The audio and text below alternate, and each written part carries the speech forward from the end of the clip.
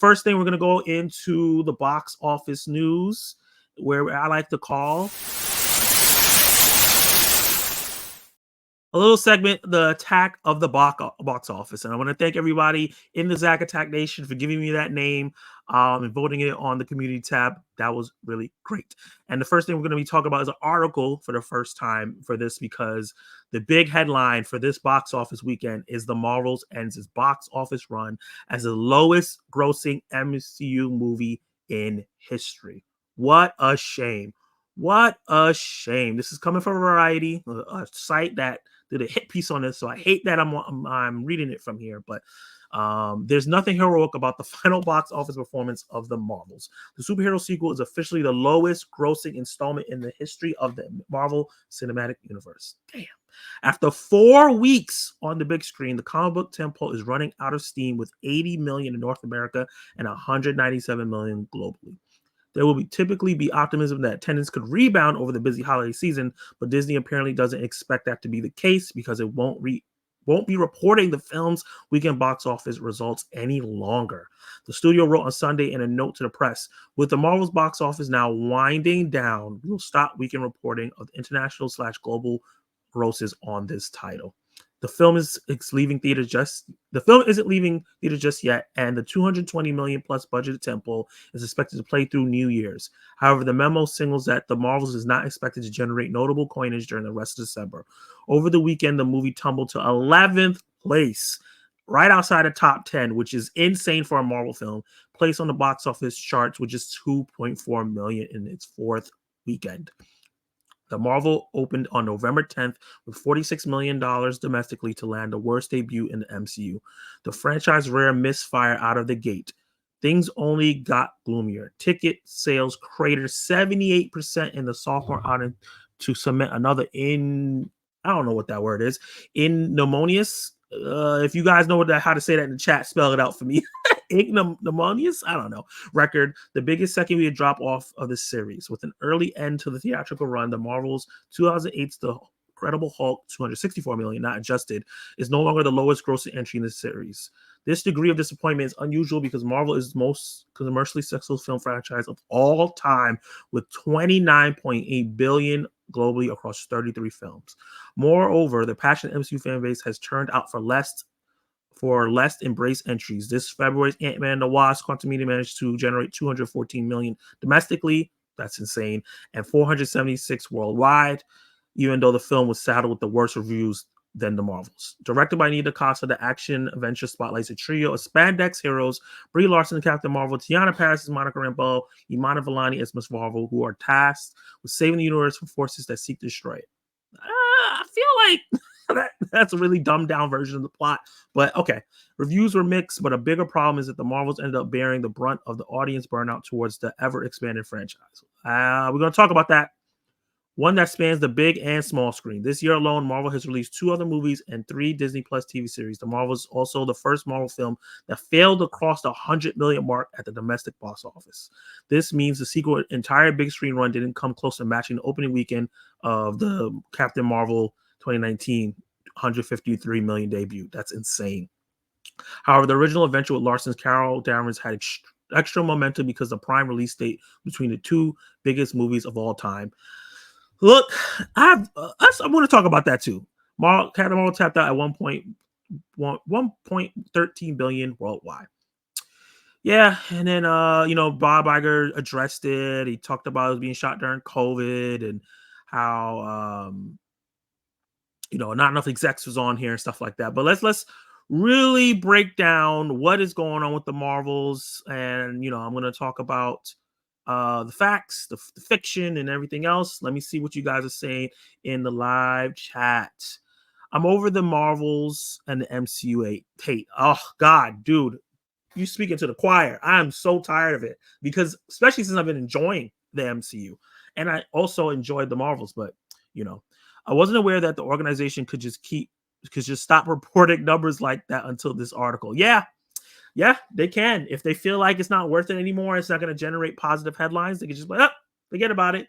Like, there's still ways for these companies to get it, and the numbers will probably still be there, like on Box Office Mojo, but they won't be sending it directly to these these websites so they can do headlines report.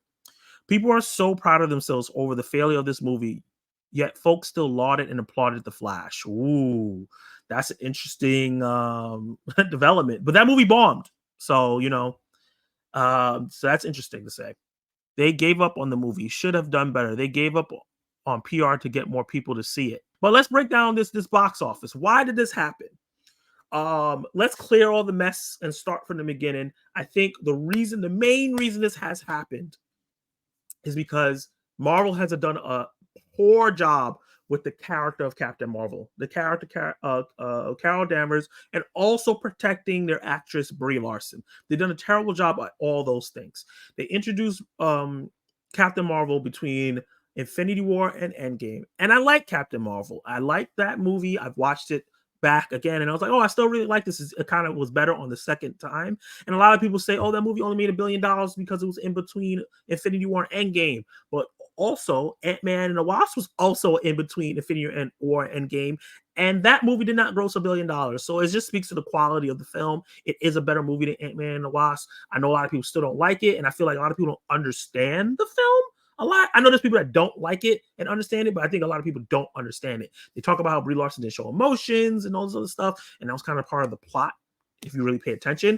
But I really feel like they really didn't set up the character in the first film for fans to attach to them. A lot of people felt like this was forced, and all this like MCU people were starting to buzz just a little bit when that movie first came out. But it was such a success, they were quiet. But then as we go, if you look at it, Captain Marvel shows up in Endgame. She has new clothes. She has new hair. She's just this very serious, seems like she's cocky character, but not fun per se. And she feels like she can solve all the problems. It's the Superman problem that people perceive.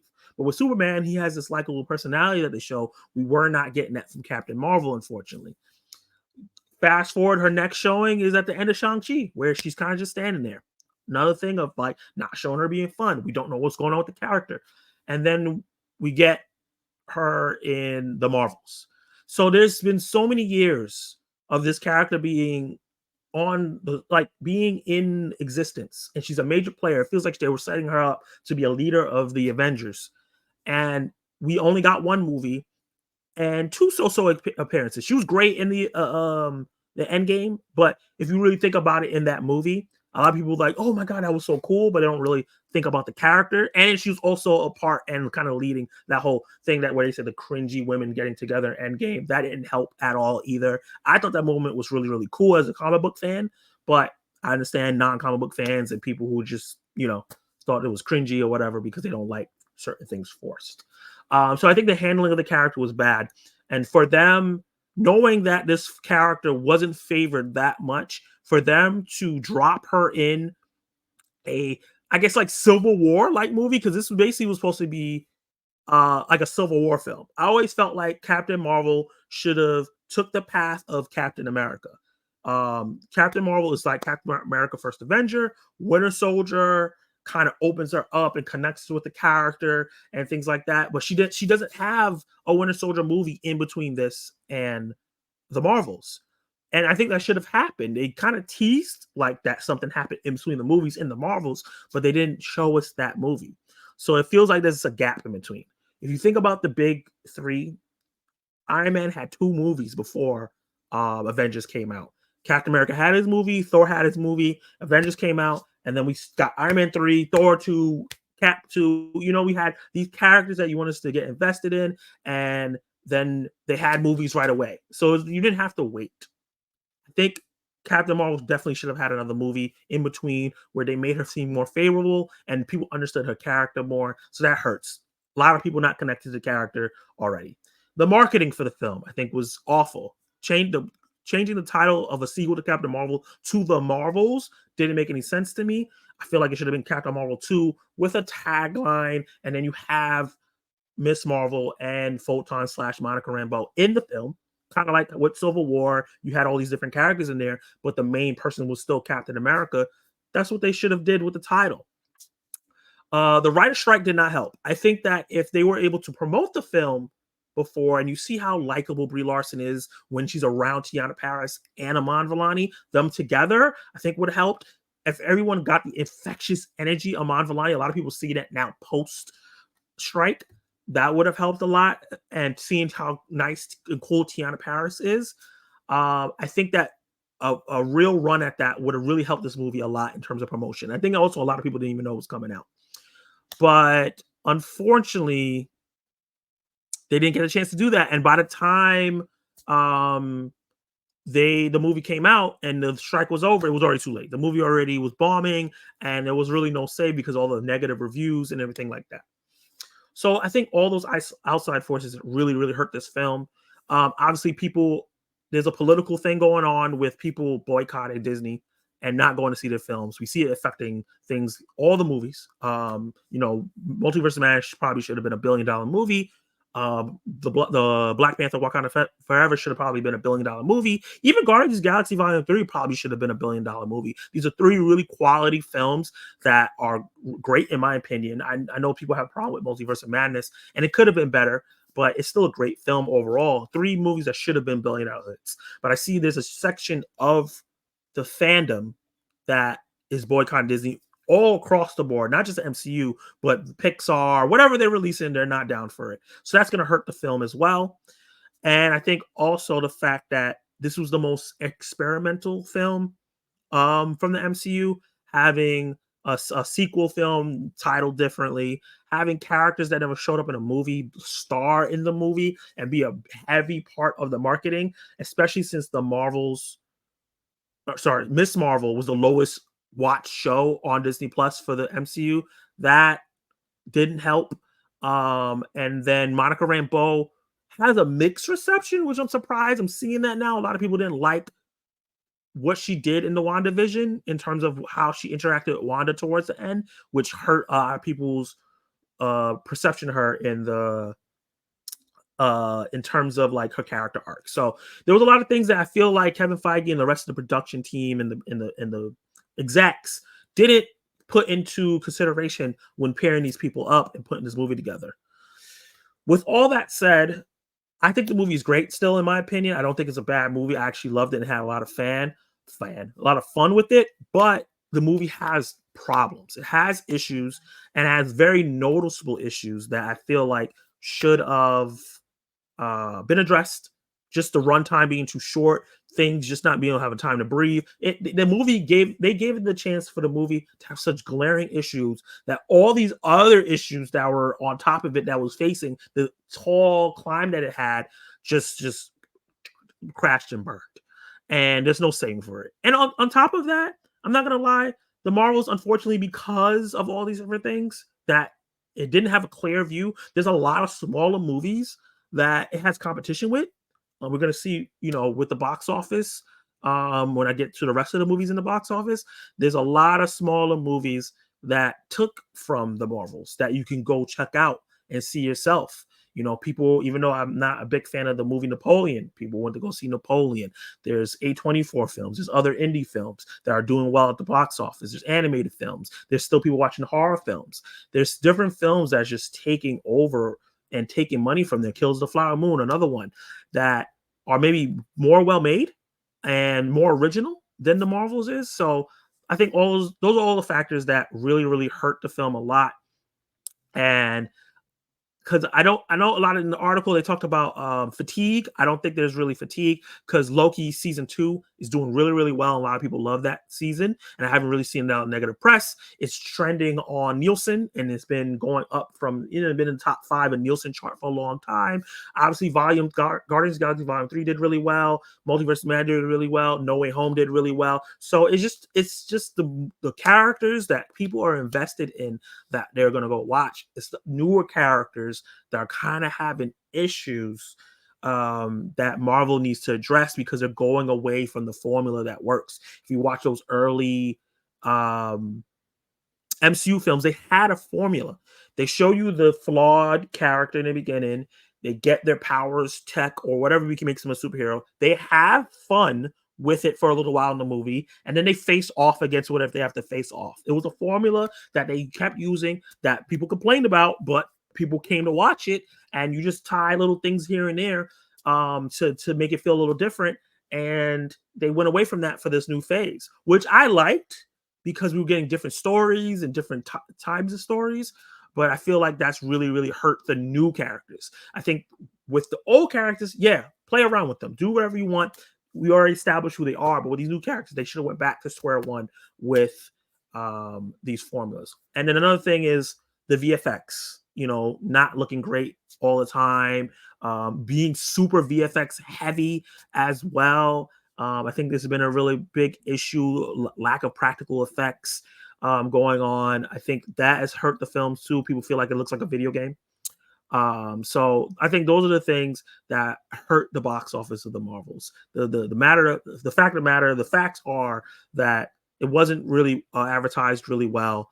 The writer strike definitely did hurt it, and people were just losing interest in certain characters in the MCU. They don't feel like they have to see every single movie, and they're just not wanting to do the homework that is the Disney Plus films or shows, I should say, because they have low viewership in the Disney Plus shows compared to like other franchise shows and other streaming services. So, guys, let me know what you guys think about the Marvel's box office and everything in the comments below. If you're watching this on a replay, I'm going to check out the chat before I get on to what's going on with the rest of the movies and see what you guys have to say. I don't love Captain Marvel, but the amount of time I spend rebutting the emotion complaint would make you think I love the movie. I know we've had this conversation before. I'm not how people miss the whole whole emotions are not allowed hot point in the movie. It was a huge plot point in the film, and people just don't realize it. But hope everyone is doing well. Can't believe you are almost at 800 subscribers. Very proud. Oh, thank you so much, Obi. I appreciate you. Yeah, that should be you guys' little nickname. Not little nickname, but nickname, Obi. I like that. Obi, like or Obi from Loki. Don't forget to like the stream. Appreciate that, man. And with the whole Captain Marvel thing, I think it's so. It's up to the writers and up to the actress with what she says in interviews and things like that. But good points to what you're making. Yes, the writing needs to be there, and like I said, that's part of the problem. I think I talked about that. I guess that is writing when it comes to making you feel attached to characters and things like that. But I don't think the actresses have said anything terrible. I think what Brie Larson has said in the media is fine. If anybody can find anything in the media that Brie Larson has said that's so terrible, let me know, because I don't see it. I agree. I really feel like Captain Marvel should have had a second solo movie where she spends the movie going after the Supreme Intelligence. Exactly. And we see all this stuff, her getting the Skrulls to that planet and her saving different planets and just seeing what she does, who she is, her and the cat together, and just build those relationships. I don't know. And even as an MCU fan, the quality between Loki and the Marvels, there's a big difference. That's partly why the Marvels bombed as well. I don't know. I feel like they just very different stories. And they're both very contained. And I think the Marvels is more fun than Loki was. Like, you got to really think about the last episode. Loki does not represent the whole season. So that's all I got to say. No such thing as superhero fatigue. There's only mediocre fatigue. Yeah, I can see that too. It happens with all franchises. If you don't put any creativity in it or make sure the writing is up to par, it's going to happen. You know how I felt about the Marvels, so I won't rehash that here. But I'll say is that problems you mentioned were a bigger deal for me and why I didn't enjoy it. And I think it was a bigger deal for a lot of people. And that's why this movie had issues. It had a lot of issues even for the people. There's a lot of people bashing the movie that didn't even see it, but there's people who saw it that have so much issues with it. And the issues that I don't want to say overlooked, but didn't bother me as much because it had so much fun. Really, people couldn't just get over it. So I understand that. But I always say, love what you love. I always agree that as well. I thought the Marvels was fun, but it had issues. Yeah,